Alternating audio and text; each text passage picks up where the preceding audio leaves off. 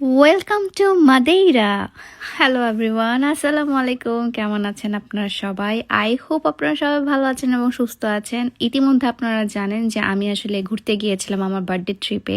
এই বার্থডে ট্রিপটা আমার সারা জীবন মনে থাকবে, কারণ এই বার্থডে ট্রিপে আমি অনেক বড় একটা চুনা খেয়েছি। তো চলুন ফার্স্ট থেকে শুরু করা যায়। বিচ এরিয়ায় যাব আর সানস্ক্রিন নিয়ে যাব না, তা কি কখনো হয়? আমি আমার সানস্ক্রিনটা দিয়ে নিচ্ছিলাম। আমি ঘুম দিয়ে একটা উঠেছি, টানা 1-1.5 ঘন্টা একটা ঘুম দিয়েছিলাম, যেহেতু আমাদের 4.5 ঘন্টার মতো ফ্লাইট ছিল। সো 1-1.5 ঘন্টা আমি ঘুমিয়েছি। তেমন ঘুম থেকে ওঠার পর বেশ আলো দেখেছি, তো সঙ্গে সঙ্গে সানস্ক্রিনটা মাখা খুব জরুরি মনে হয়েছে আমার। এবং বিচ এরিয়াতে গেলে ঠান্ডা হোক বা গরম, সানস্ক্রিন মাস্ট। তো প্লেনের উপর থেকে আসলে আমি মাদিরার পুরো শহর থেকে আসলে দেখতে পাচ্ছিলাম এবং দেখে তো বেশ ভালো লাগছিল। অনেক এক্সাইটমেন্ট কাজ করছিল, একটা নতুন জায়গায় যাচ্ছি, নতুন একটা জায়গার পরিবেশ এবং পুরো ডিফারেন্ট একটা ওয়েদার মনে হচ্ছিল বাইরে থেকেই। আলহামদুলিল্লাহ ভালো মতো আসলে ল্যান্ডও করে ফেলেছি এবং নেমেই খুবই ভালো লেগেছিল, মনটা একদম ভালো হয়ে গিয়েছিল। কারণ হচ্ছে একটা সমুদ্র, পাহাড় সবকিছু আমি দেখতে পাচ্ছিলাম এয়ারপোর্ট থেকে। এয়ারপোর্ট থেকে বের হওয়ার পর আমরা গাড়ি কল দেই। এখানে একটা অ্যাপ সবচেয়ে বেশি চলে, সেটা হচ্ছে বোল্ট। বোল্ট ছাড়া এখানে উবার তেমন ভাবে কাজ করে না। উবারের মতোই এই বোল্ট অ্যাপটা, যারা ইউরোপে থাকে তারা আসলে জানে যে এই বোল্ট অ্যাপটা কি। দেন একটা ছোটখাটো রিলস বানানোর ট্রাই করছিলাম, কিন্তু কোনোভাবেই আসলে রিলসটা আমার দ্বারা হচ্ছিল না, সো আমি বাদ দিয়ে দিই সেটা। And guys, welcome to Madeira island. এটা হচ্ছে পর্তুগালের একটা আইল্যান্ড, ছোট আইল্যান্ড, যেটা আপনি 2 দিনে শেষ করতে পারবেন ঘুরে। খুবই সুন্দর, নিট অ্যান্ড ক্লিন এবং বেশ অ্যাস্থেটিক একটা আইল্যান্ড। এবং এই আইল্যান্ডকে কিন্তু ইউরোপের হাওয়াইও বলা হয়। তাহলে তো বুঝতেই পেরেছেন কত সুন্দর একটা আইল্যান্ডের কথা আমি বলছি। এয়ারপোর্ট থেকে আমরা ডিরেক্টলি হোটেলের দিকে চলে যাই এবং হোটেলটা ছিল আমাদের এয়ারবিএনবি টাইপ একটা অ্যাপার্টমেন্ট হোটেল, এবং হোটেলের সামনে সুন্দর এরকম একটা বেলকনি টাইপ ছিল। সো ওখানে গিয়ে আমি ফার্স্ট ভিউটাই দেখি, যেটা আমার অসম্ভব ভালো লাগে। আমরা booking.com থেকে আসলে এই হোটেলটা বুক করেছিলাম এবং আমাদের আসলে ধারণা ছিল না যে এই হোটেলটা আসলে কি এমন সুন্দর হবে কিনা। বাট এই রুমটা এতটা পরিমাণে সুন্দর ছিল। এটা কিন্তু গোছানো না, মানে একদম না গুছিয়ে এই রুমটা ছিল। সো না গোছানো রুমও এত সুন্দর ছিল। এটা অ্যাপার্টমেন্ট টাইপের একটা স্টুডিও রুম হওয়ার কারণে এখানে সব ফ্যাসিলিটিসই ছিল এবং এখান থেকে এত চরম একটা ভিউ আসতেছিল, আমি তো পুরো পাগল হয়ে যাচ্ছিলাম। এখানে 2টা চেয়ার, টেবিল সবকিছু দেওয়া ছিল। যাই হোক, বাকি ক্লিপগুলো আমার আরেকটা ফোনে ছিল, যেটা আনফর্চুনেটলি আমি এই ট্রিপে হারিয়ে ফেলেছি। কিভাবে হারিয়েছি সেটা নেক্সট ব্লগে হয়তো আপনারা দেখতে পাবেন। তো চলেন একটু খাওয়া দাওয়া করা যাক। আমি যে জায়গাটাতে আছি এটা হচ্ছে মাদিরার একটা শপিং মল এবং এখান থেকেই আসলে মেইনলি সব ব্র্যান্ডগুলোর শপিং করা যায়। এটার নাম ছিল মেবি ফোরাম মাদিরা। সো আমার মনে হয় না ঠিক উচ্চারণ করেছি আমি, কারণ এখানে তো অনেক উচ্চারণ ঠিকভাবে আসলে করা যায় না। তো আমি রুমে গিয়ে আমার টি শার্ট মিশার্ট সবকিছু একটু চেঞ্জ করে একটা পাতলা টি শার্ট পরেছিলাম আমি, কারণ অনেক বেশি গরম লাগছিল। আমি নেদারল্যান্ড থেকে যাওয়ার পর তো আরো বেশি গরম লাগছিল, কারণ আমাদের নেদারল্যান্ডে তার আগের দিনই স্নো পড়েছে। সো স্নো অবস্থা থেকে একদম পুরো 20 ডিগ্রি বা 21 ডিগ্রির একটা ওয়েদারে যে কপ আপ করাটা বেশ ডিফিকাল্ট লাগছিল, বাট কিছু করার নেই। আমাকে সামিউল বলেছিল যে আমরা শুধুমাত্র খেতে যাব, বাট আমাকে যে সে এই খাওয়ার নাম করে 2-3টে স্পটেও নিয়ে যাবে সেটা আসলে আমি জানতাম না। তো আমি তাকে বকছিলাম আর বলছিলাম যে আমি তো কোনো ভালো ড্রেসই পরে আসিনি, না ভালো ড্রেস পরেছি, না করেছি মেকআপ। তো ব্যাগের মধ্যে যে আমার লিপটিনটা ছিল, যেটা আমি অলরেডি হারিয়ে ফেলেছি, সেই লিপটিনটা দিয়ে আমি একটু ব্লাশ দেওয়ার ট্রাই করছিলাম, কারণ আসলে কিছু করার নেই। তো একটু তো মানে চিক্সটা বা লিপসটা একটু পিঙ্ক রাখলে তাও তো একটু ভালো লাগবে, না হলে তো একদম পেল লাগবে। যত ভিতরে যাচ্ছিলাম ততই আমি অবাক হচ্ছিলাম, এই ছোট্ট একটা আইল্যান্ডের মধ্যে কত কিছুই না আছে, আর কত যে এখানে কলা গাছ, অসম্ভব সুন্দর। সো ফার্স্টেই আমরা যে প্লেসটাতে যাই, সেই প্লেসটার নাম হচ্ছে কাবো গিরাও। এই কাবো গিরাওটা একদম টপে এবং এখান থেকে নিচের সমুদ্র সুন্দর করে দেখা যায় এবং এখানে একটা গ্লাসের মতো জায়গা আছে, সেই জায়গাটা থেকে সবাই ছবি তুলে আর কি। সো এটা অনেক উঁচুতে এবং এখান থেকে সমুদ্রটা এত সুন্দর লাগছিল। আমি ফার্স্টেই আসলে সমুদ্র দেখেছি। এই প্লেসটা মেইনলি একটা টপে কাচের একটা ব্রিজ, যেখান থেকে একদম ট্রান্সপারেন্টলি সমুদ্রটা দেখা যায় এবং এটাতে অনেকে উঠতে পারে আবার অনেকে উঠতেও পারে না। যেমন আমার হাজবেন্ডে উঠতে খুবই ভয় পাচ্ছিল, বাট আমার কোনো কিছুই মনে হচ্ছিল না। আর আমার হ্যাপিনেস দেখে বুঝতে পেরেছেন আমি কতটা পরিমাণে খুশি ছিলাম, এবং এখানে সবাই সবার মতো ছবি তুলছিল, ভিডিওস করছিল। কথায় আছে না, প্রত্যেকটা জায়গায় সৌন্দর্য আলাদা আলাদা, এটারও সৌন্দর্য আলাদা আলাদা ছিল। এবং এটার এন্ট্রি ফি ছিল 3 ইউরো করে, মানে 3 ইউরো করে পার পার্সনের এটার এন্ট্রি ফি ছিল।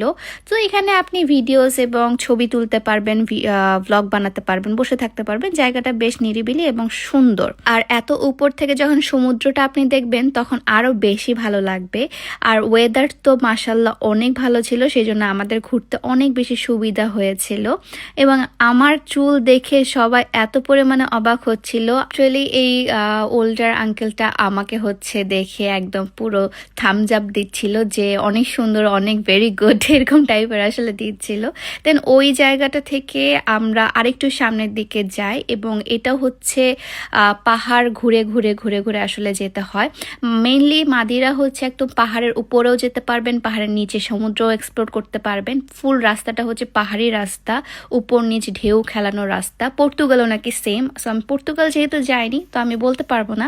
মাদিরার রাস্তাটা এরকমই ছিল, এবং এখানকার বাড়িগুলো বেশ সুন্দর ছিল, অ্যাস্থেটিক একটু বাড়ি, অরেঞ্জ কালারের। সো আমরা আরেকটা বিচে গিয়েছিলাম, এই বিচটার নাম হচ্ছে Ponta do Sol, if I am not wrong, আমি মনে হয় ঠিক উচ্চারণ করেছি। সো এটা হচ্ছে মেইনলি স্টোন বিচ টাইপের, এবং প্রতিটা বিচে আসলে এত বড় বড় স্টোন আছে, স্টোনের উপর দিয়ে হেঁটে হেঁটে যেতে হয়।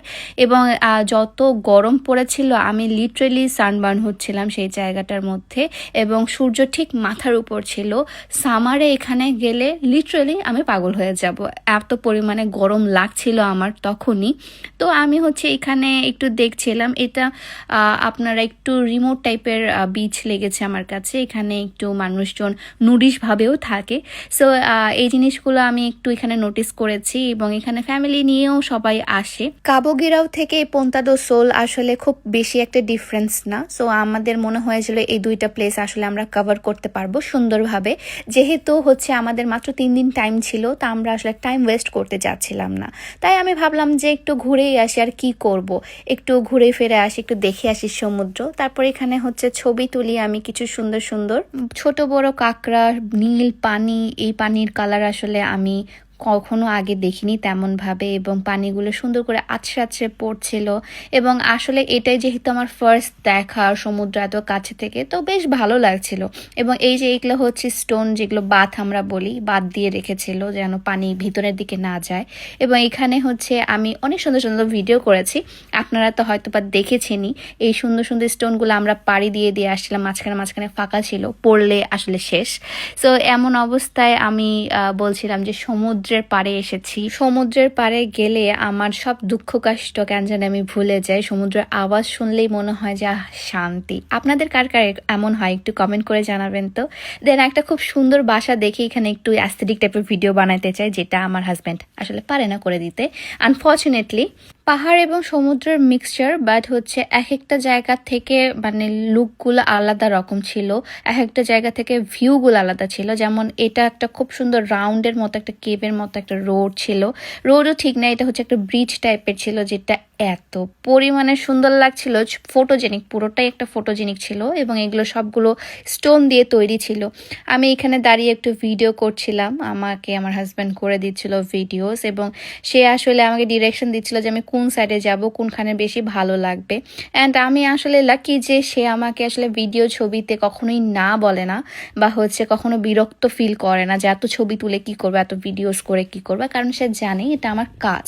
আমরা সব কাজকে আসলে সমানভাবে প্রায়োরিটি দিই। সে যে কাজ করে আমি তাকে খুব ভালো মতো সেটাতে সাপোর্ট করি, আমি যে কাজটা করি সেটাতে খুব ভালো সাপোর্ট করে, এবং রেসপেক্ট করি আমরা দুজনের কাজকে। তো নিচের দিকে আসার পর তো দেখি যে ভাই আরো সুন্দর একটা ভিউ। যাই হোক, এখান থেকে মনে হচ্ছিল প্রতিটা অ্যাঙ্গেল থেকে যে খুদা জানে কে, এই ফিলিংসটা আসতেছিল। এবং আমাকে সামিউল বারবার বলছিল যে বেশি দূরে যাও না, বেশি দূরে যাও না। সে আসলে কোনো কাজ করলেই আমাকে সবসময় সাবধানতা রাখতে বলে, কারণ আমি যে কোনো জায়গায় উল্টে পড়ে যাই, আমি খুব ক্লামজি টাইপের হয়ে যায়, আর ও সাথে থাকলে আরো বেশি ক্লামজি হয়ে যায়। যাই হোক, সে হচ্ছে আমাকে ভালো মতো শুট নিয়ে নিচ্ছিল। এত গরমের মধ্যে হাইড্রেশন মাস্ট, তাই আমি মেবি একটা ওয়াটারমেলন স্মুদি নিয়েছিলাম, আর সে একটা মিল্ক স্মুদি নিয়েছিল, এবং এটা খেয়ে অনেকটা রিলিফ লাগছিল। এবং বাসায় এসে একটা টানা ঘুম দিয়ে ওঠার পর দেখি আমার স্কিন পুরো বার্ন হয়ে গিয়েছে, মানে একদম মানে ঝলসে গিয়েছে, দেখেন একদম লাল হয়ে গেছে। আমি ব্লাশই দেই নাই, এটা হচ্ছে অতিরিক্ত রোদের কারণে হয়েছে। সানস্ক্রিন দিয়েছিলাম বাট কোনো কাজ হয়নি, কারণ সানস্ক্রিনের কাজ মনে হয় ওই 4-5 ঘন্টা যে থাকে অতটুকুই। বাট আমি তো অনেকক্ষণ ধরে আসলে ঘুরে বেড়াচ্ছিলাম, বাট ব্যাপার না, আমি মনে হচ্ছিল এটা আমার ন্যাচারাল ব্লাশ। তারপর আমরা চলে যাই হচ্ছে ফুনচালে, একদম মেইন সিটি যেটা ওদের বলে সেখানে, মানে মাদিরার মেইন সিটি হচ্ছে ফুনচাল। সো ফুনচালে গিয়ে আমরা একটু এক্সপ্লোর করি, সিটি এক্সপ্লোর করি আর কি। তো তার মধ্যে আমাদের ক্ষুধা লেগে গিয়েছিল। সো তখন আমরা হচ্ছে একটা রেস্টুরেন্ট দেখে এখানে বসে যাই। নতুন জায়গা, নতুন মানুষ এবং হালকা হালকা ঠান্ডা, খুব বেশি ঠান্ডা না, একদম বাংলাদেশি ওয়েদার ছিল। এটার জন্য আরো বেশি ভালো লাগছিল যে একটা পাতলা টি শার্টই আসলে ফুল কমপ্লিট হয়ে যাচ্ছিল আমার। আমরা ড্রিঙ্কস অর্ডার করে ফেললাম। আপনারা যারা ইউরোপে আছেন তারা হয়তো বা জানেন, আর যারা নতুন আসছেন তাদেরকে বলি, আপনারা যদি কোনো ড্রিঙ্কস অর্ডার করতে চান তাহলে অবশ্যই জিজ্ঞাসা করে নেবেন এটা হচ্ছে অ্যালকোহল ফ্রি নাকি অ্যালকোহল সহ। অবশ্যই এটা জিজ্ঞাসা করা মাস্ট, না হলে এখানে অ্যালকোহল খাওয়াই দেবে আপনাকে। খাওয়া দাওয়া শেষে এখন হচ্ছে আমরা একটু হাঁটা শুরু করলাম। একদম নিচের দিকে আমরা হাঁটতে হাঁটতে যাব, কারণ হচ্ছে মানে এটা পুরোটাই পাহাড় এরিয়া যেহেতু, তাই হচ্ছে আপস অ্যান্ড ডাউনস তো আছে। উঠতে গেলে অবস্থা খারাপ হয়ে যায়, নিচে নামতে গেলে বেশ মজা লাগে। আমরা হাঁটতে হাঁটতে নিচের দিকে এমন একটা জায়গায় গেলাম যেখানে সব ক্রুজগুলো ছিল, বড় বড় যে ক্রুজগুলো, সেই ক্রুজগুলো ছিল। এখানে করে আসলে আপনারা বিভিন্ন কান্ট্রি থেকে আসতে পারবেন, যেমন পর্তুগাল থেকে মেবি 4 না 5 দিন লাগে হচ্ছে এই ক্রুজে করে মাদিরাতে আসতে। জিনিসটা বেশ ভালো ছিল এবং এখান থেকে সম্পূর্ণ মাদিরা সিটির যে লাইটগুলো, এগুলো বেশ ভালো লাগছিল। আর গেস হোয়াট, ঘুরতে ঘুরতেই চোখে পড়ে গেল আমার CR7 এর মিউজিয়াম। জি হ্যাঁ, আপনাদের পছন্দের রোনাল্ডোর হচ্ছে জন্মস্থান মাদিরাতে, এবং তার এখানে একটা অনেক বড় স্ট্যাচু আছে।